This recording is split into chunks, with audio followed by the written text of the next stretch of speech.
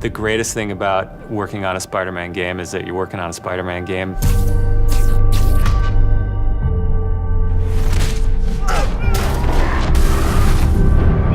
The hardest thing is that it's a Spider-Man game. We really care about storytelling here at Insomniac.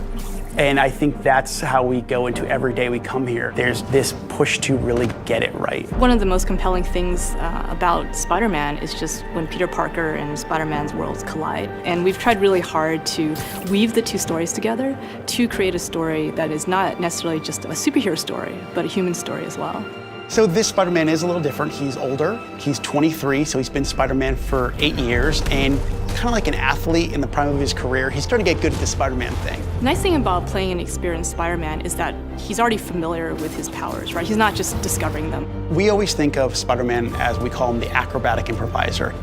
He's looking for not only how he can take advantage of the way the enemies are positioned, but what around him. Could he use this object to grab with his webs and throw at an enemy? We want people to not only see the enemies in front of them, but the environment around, to take advantage of both of them. He also knows that the criminals out in the city know how he works as well, so he's got to mix it up. So even though he is more experienced, the challenges are going to be bigger than he's ever faced before.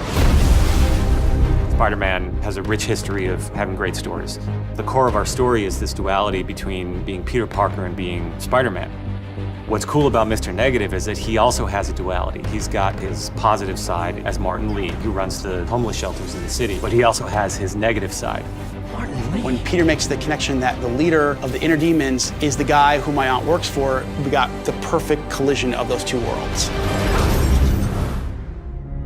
So many people have their own vision of what Spider-Man should look like, what he should sound like, and in the end, we just have to put a new and fresh twist on who he is. And for us, it's really, really important to deliver those big spectacle moments, those near impossible scenarios that only someone like Spider-Man can survive, and put you in that action. You got this, you got this, you got this!